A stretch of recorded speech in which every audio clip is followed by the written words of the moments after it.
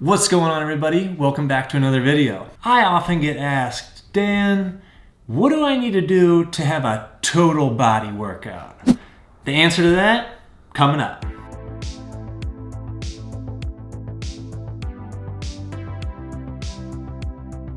Okay guys, so today I'm gonna go over the 5 things that you need to put into your workout for it to officially be total body. The first of these things is gonna be some variant of a pushing exercise.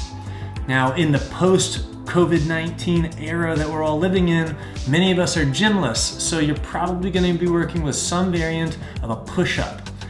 A more beginner, regressed version of a push-up is gonna be a rocking push-up or a kneeling push-up, and a more advanced one that you could throw in would be a plyometric, like a clapping push-up that would make it much more challenging. Conversely to pushing, you need to put in some kind of a pulling exercise. The 2 big body weight pull moves are gonna be either some variant of a row or some variant of a pull-up. Now, rowing is gonna be much more accessible to everyone, beginner through advanced, but pull-ups are gonna be a little bit tougher unless you guys have a band. But if you can do both of these, they are awesome pieces to put in. Moving down to the lower body, there's the quads, the front of your legs, which we need to hit. Now on this, you're gonna use some variant of a squat.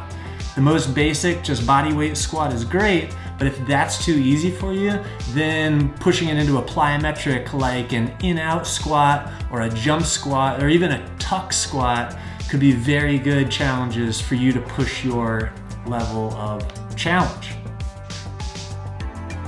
You can also look in the single leg domain. Things like doing step-ups or lunges can be excellent ways to hit the quads as well. On the back side of the body, we have the hamstrings and the glutes, and these require some kind of a hinging or thrusting variation.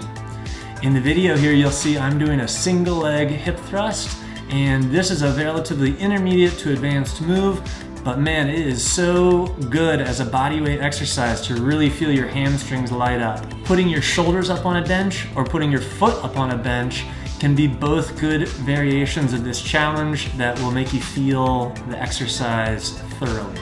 And lastly, guys, we're gonna wanna put in some kind of a core variation. So whether you're on your back, in a forearm plank, or in a push-up position plank, there are tons of different exercises that you can throw in here to fulfill this core requirement. Anything where you feel your abs firing up and your whole body has to stabilize through the midsection is what we're looking for. So, now that you guys know the 5 elements, I want you to put them all together and get yourselves out there ready to rock for a workout. If you enjoyed this video or learned something from it, please give it a thumbs up. Be sure to subscribe, and I will see you in the next video.